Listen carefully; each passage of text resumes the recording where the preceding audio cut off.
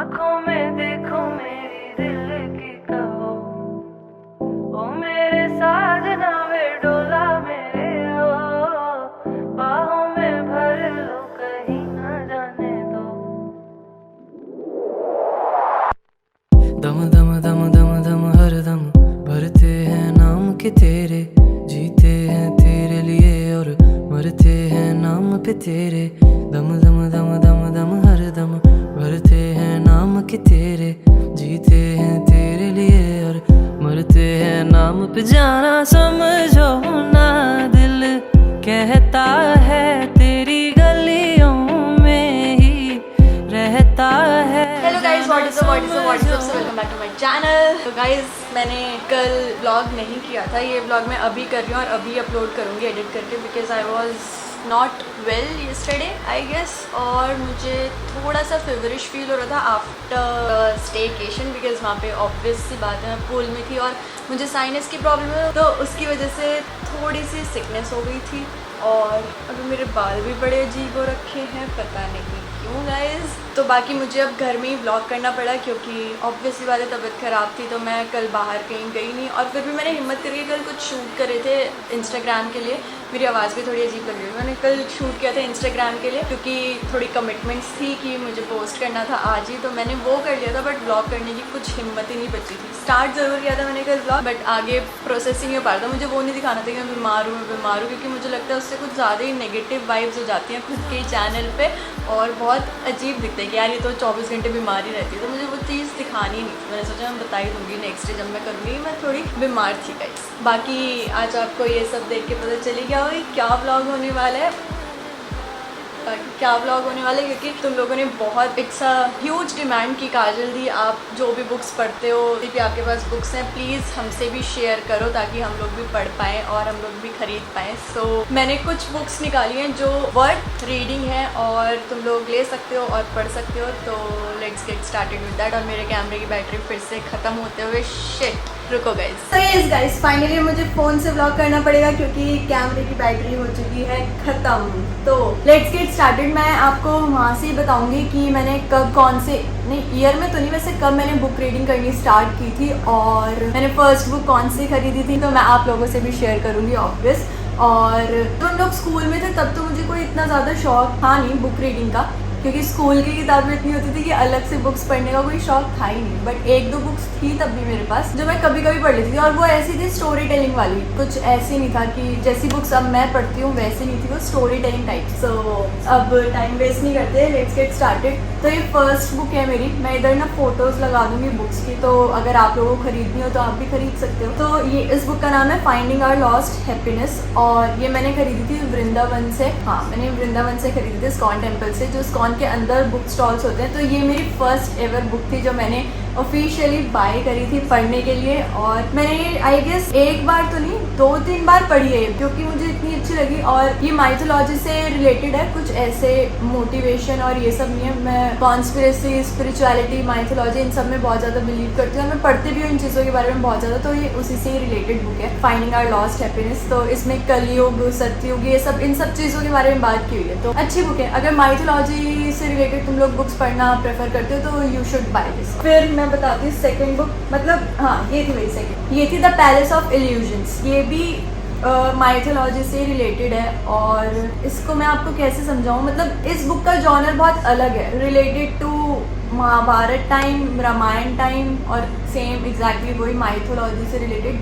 But इस book की language जो है, मतलब कि वर्ड्स बहुत वो है, डिफ़िकल्ट है। अगर किसी की वोकैबुलरी बहुत अच्छी है, जो बहुत अच्छी फ्लुएंट इंग्लिश जानता है या बोलता है, तो वो इसको ईजिली समझ पाएगा। बट मेरे लिए इसको समझना थोड़ा सा टफ था, क्योंकि मेरी वोकैबुलरी आई गेस इतनी स्ट्रॉन्ग नहीं है, क्योंकि इसमें वर्ड्स जो थे बहुत स्ट्रॉन्ग थे। तो मुझे ना इसमें इंटरेस्ट नहीं आया। पहले मैंने 85 पेज तक पढ़ के छोड़ दी थी। 85 पेज तक पढ़ी, मुझे याद रहते हैं पेज नंबर जब मैं बुक पढ़ती हूँ, तो वहाँ तक पढ़ के छोड़ दी, क्योंकि मुझे ना इंटरेस्ट नहीं आता, क्योंकि इसकी थोड़ी लैंग्वेज मुझे ऐसी लगी थी, टफ थी इंग्लिश। तो मैंने बुक छोड़ दी थी। फिर मैंने दोबारा रीड करी, फिर मैंने पूरी पढ़ ली। तो ये भी रिलेटेड टू महाभारत, रामायण और उस टाइम की है। ज़्यादा प्रेफर नहीं करूँगी क्योंकि इसकी लैंग्वेज थोड़ी स्ट्रॉन्ग थी, इतनी भी नहीं थी कि मैं एग्जैजरेट करूँ, बट हाँ कुछ वर्ड्स ऐसे थे जो मैं भी नहीं समझ पा रही थी, तो मेरा थोड़ा इंटरेस्ट खत्म हो रहा था। क्योंकि जब हमें लैंग्वेज समझ आती है किसी बुक की तो हमें इंटरेस्ट बनता रहता है कि हम उसको पढ़ते रहें, बट नहीं आती तो फिर इंटरेस्ट नहीं बनता गाइस, ये मेरे साथ तो होता ही है। अब नेक्स्ट बुक जो मैंने खरीदी थी वो थी वर्ल्ड्स ग्रेटेस्ट स्टोरी। ये तो मुझे लगता है कि मैंने फालतू में ही खरीदी। मुझे इसका इंडेक्स पढ़ के, मतलब मैं हर बुक को उसका इंडेक्स पढ़ के खरीदती हूँ, या फिर मुझे कोई सजेस्ट कर देता है कि ये बुक पढ़ काजल, तो मैं वो खरीदती हूँ, या फिर कोई सजेशंस में आ जाती है। मैंने बहुत सारे बुक के पेजेस इंस्टाग्राम पे फॉलो किए हुए हैं, तो इनमें सजेशंस में भी आ जाती है, और मैं यूट्यूब पे भी सर्च करती रहती हूँ अपने जॉनर के हिसाब से। मैंने जब ये खरीदी थी, ये मुझे शिल्पा ने फोर्स किया था एक्चुअली खरीदने के लिए कि तू ये खरीद ले। इतनी उसको ये नहीं होता कि बुक का इंडेक्स क्या है या कुछ नहीं, वो सिर्फ ये देखती है ओह इतनी मोटी बुक है, इतना सुंदर पेज कवर, तो ये खरीद ले। तो उसी ने बोला था मुझे खरीद ले, बट इसमें बहुत शॉर्ट स्टोरीज हैं बहुत सारी अराउंड द वर्ल्ड, बस इस बुक में और एज सच कुछ नहीं। नेक्स्ट है the monk who sold his Ferrari. I guess ये तो सबने ही पढ़ी होगी, बहुत ज़्यादा फेमस हुई थी ये बुक, और मैंने भी तभी खरीदी थी और मैंने पढ़ी है ये एक बार। अच्छी बुक है काफ़ी, और मैं इसका इंडेक्स भी शेयर कर दूँ क्योंकि बहुत सारे लोग मुझसे बोलते हैं काजल दी इंडेक्स शेयर कर दिया करो ताकि हम लोग समझ पाएँ कि हमारा जॉनर है ये नहीं, वरना फिर हम भी मंगाएंगे। तो इसमें यही है, जैसे कि टाइटल से इस बुक के पता चल जाता था, monk who sold his Ferrari, कि कोई एंटरप्रेन्योर था तो उसने अपनी मतलब स्पिरिचुअलिटी ढूंढी और उसने अपना जीवन का मोटिव ढूंढा या कुछ ऐसे, और उसने अपनी फरारी तक बेच दी। ये मैंने टाइटल से ये समझा था, और फिर जब मैंने बुक पढ़ी तो it is actually a book जो आपको ये बताती है कि रैट रेस में मत भागो वर्ल्ड के, और अपने आप को ढूंढो, तुम क्या हो, तुम क्या कर सकते हो, तुम क्या चीज़ हो, तुम्हारा क्या मकसद है इस प्लैनेट पे, इस अर्थ पे, और उस बारे में बुक है। ये नहीं कि उस बंदे ने मर्सिडीज़ खरीदी तो मुझे भी मर्सिडीज़ ही खरीदनी है, या फिर यार वो तो अब्रॉड शिफ्ट हो गया तो मुझे भी अब्रॉड शिफ्ट होना है। तो ये रैट रेस है कि हम एक दूसरे को देख के उस बंदे के पीछे सिर्फ भाग रहे हैं, ये सोच के कि यार इसने इतना कर लिया अब तो मुझे भी ये करना है। नहीं, तुम क्या कर सकते हो, तुम किस चीज़ के कैपेबल हो, तुम किस चीज़ के लिए बने हो, और तुम्हारे लिए क्या चीज़ बनी है वो ढूंढो। तो ये बुक उस चीज़ के बारे में, और मैं तो यही कहूँगी हर एक टीनेजर को पढ़नी चाहिए बुक, क्योंकि एक पॉइंट ऐसा आता है कि we guys get lost in so many things कि हम लोग अपनी खुद की पर्सनालिटी भूल जाते हैं कि यार हम क्या हैं। हम अपने आप को तो देखें कि हम क्या चीज़ हैं। हम किसी को देख के कि उसके यार इतने फॉलोअर्स हैं, मुझे भी इतने फॉलोअर्स गेन करने, नहीं यार, तुम जितने कैपेबल हो तुम्हें उतना मिलेगा, तुम जितना डिजर्व करते हो तुम्हें उतना मिलेगा। ऐसे रैट रेस में मत भागो, मेन मोटिव ये है। मैं बड़ी संतों वाली बात कर दी, सॉरी गाइज। तो ये भी आप खरीद सकते हो, बहुत अच्छी बुक है, मैं तो सबको सजेस्ट करती हूँ, मस्ट रीड है। नेक्स्ट है हिप्पी। ये मैंने टू बी ऑनेस्ट बुक नहीं पढ़ी है अब तक, और इसको लिए मुझे आई गेस 5-6 मंथ्स तो हो गए हैं, उससे ऊपर हो गया होगा, मैंने बुक पढ़ी ही। और इनके ऑथर की मैंने और बुक्स पढ़ी हुई हैं, मुझे लगता है ये बुक भी बहुत अच्छी होगी, बट मैंने पढ़ी नहीं। और हिप्पी मेरे पापा मुझे बुलाते हैं क्योंकि मैं इतने तरह तरह के हेयर स्टाइल्स बनवाती घूमती हूँ, ब्रेड्स बनवाती हूँ, ढीले ढीले कपड़े पहनती हूँ, और टैटू भी बनवा लिया था मैंने। तो मेरे पापा कहते तो हिप्पी है, तो मैंने उस मोटिव से बुक ले ली थी, बट मैंने आज तक पढ़ी नहीं, बट मैं इसको जल्दी पढ़ूंगी। और नेक्स्ट इज माइंडसेट। ये बुक तो ऑथर ने अपने माइंडसेट के हिसाब से लिखी, उनका माइंडसेट क्या है इन दिस वर्ल्ड, और ज़्यादातर तुम्हें मेरे पास मोटिवेटिंग, इंस्पायरिंग और मतलब मोटिवेशनल यही बस यही सारी बुक्स मिलेगी इस जॉनर की। Mythology is my genre, motivational चीज़ें इज़ माई जॉनर, और रोम कॉम ये सब मैं नहीं पढ़ती हूँ इतना क्योंकि मुझे इंटरेस्ट नहीं है इन सब चीज़ों में। तो तुम्हें मेरे पास सिर्फ मोटिवेशनल जॉनर वाली चीज़ें ही मिलेगी गाइस। सॉरी गाइस, बीच में फ़ोन आ गया था तो मुझे उठना पड़ा। और मैं ये बता रही थी कि ऑथर ने अपनी माइंडसेट के हिसाब से लिखा है कि वर्ल्ड में उनका माइंडसेट कैसा है, मतलब वर्ल्ड को देखने काफ़ी मोटिवेशनल है, आप लोग इसको पढ़ सकते हो, और लिटरली बहुत मोटिवेशनल है। मतलब इस बुक को पढ़ के तुम्हें ऐसा लगेगा अब मुझे कुछ करना है और कुछ करके दिखाना है, ऐसी बुक है। और इस बुक के थ्रू मतलब ऐसे ही पता चलता है कि what is success, what is failure, और आप क्या कर सकते हैं अपनी लाइफ में और कैसे नेगेटिव चीज़ों को दूर कर सकते हैं, ये सब इस बुक के बारे में। मतलब ओवरऑल यही सारी चीज़ें हैं कि हम अपना माइंडसेट कैसे बदल सकते हैं नेगेटिव चीज़ों के थ्रू, नेगेटिव चीज़ों के क्या कहते हैं उसको यार, नेगेटिव चीज़ों के ऊपर जो भी कहते हैं, समझ गए ना तुम, बस वो बताया इस बुक में, तो तुम लोग पढ़ सकते हो, अच्छी बुक है काफ़ी।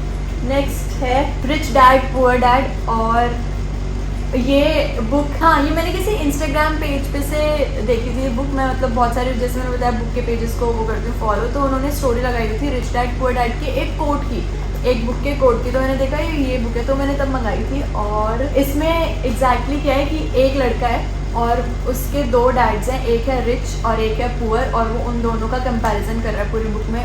बट अगर मैंने ज़्यादा बताया तो तुम लोगों के लिए स्पॉइलर हो जाएगा, तुम लोग अगर बुक पढ़ने में ज़्यादा तुम्हें फिर इंटरेस्ट नहीं आएगा। मैंने पूरी स्टोरी बता दी। अब big thumbs up for this book, तुम्हें ज़रूर पढ़नी चाहिए। मैंने पढ़ी हुई है पूरी और काफ़ी अच्छी है, काफ़ी अच्छी है गाइस, सच में। Next is the alchemist. ये तो मुझे नहीं लगता कि किसी ने नहीं पढ़ी होगी, जो बुक रीड करते हैं हर किसी ने पढ़ी है ये। और ये मैंने एक नहीं 2 बार पढ़ी है, बिकॉज ये सेम जो मेरा हिप्पी वाली बुक दिखाई थी मैंने, उन सेम ऑथर की बुक है और मैंने 2 बार पढ़ी है। और this is a very motivational book, काफ़ी इंस्पायरिंग है और काफ़ी अच्छी है। तो मैंने उस दिन healing is the new high के साथ मैंने बताया था, मैंने 2 बुक ऑर्डर करी थी, तो उनमें से एक ये थी मैनी लाइव्स मैनी मास्टर्स।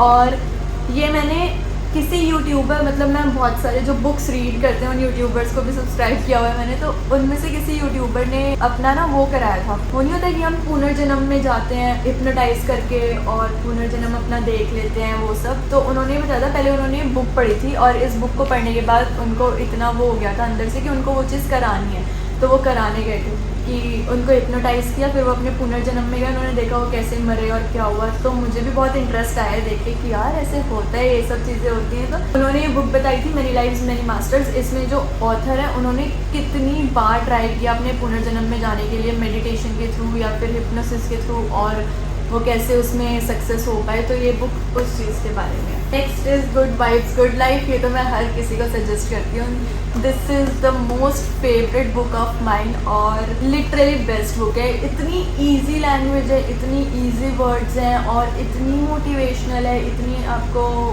मतलब अपनी प्रॉब्लम के सॉल्यूशंस इस बुक में मिल जाएंगे, ऐसी बुक है। और नेक्स्ट है ये डू एपिक शिट। ये मैंने किसी इंस्टाग्राम पेज पे देखी थी और अभी जब मैं सरोजनी गई थी मैंने तब ली थी। मैंने अभी ये पढ़ी नहीं है, तो मैं जब पढ़ लूँगी मैं इसको ज़रूर बताऊँगी। और ये मैं अभी पढ़ रही हूँ, healing is the new high. और ये बुक मैंने जितनी अब तक पढ़ी है मैं ये बता सकती हूँ कि if you are going through a breakup in friendship और इन अ रिलेशनशिप एक्सेट्रा कुछ भी, तो ये बुक उन लोगों के लिए मेनली है, या फिर कोई भी हार्ट ब्रेक हुआ हो इन जनरल फैमिली के थ्रू या किसी फ्रेंड के थ्रू या कुछ भी, तो ये बुक उन लोगों के लिए है कि how you can heal through all this shit literally, और आप अपने ऊपर कैसे ध्यान दे सकते हो और आप खुद में एक पूरे हो, मतलब आपको किसी बंदे की नीड है ही नहीं। तो ये बुक उस चीज़ के बारे में। और अब तक मैंने जितनी भी पढ़ी है मुझे बहुत इंटरेस्ट आ रहा है, बहुत अच्छी बुक है।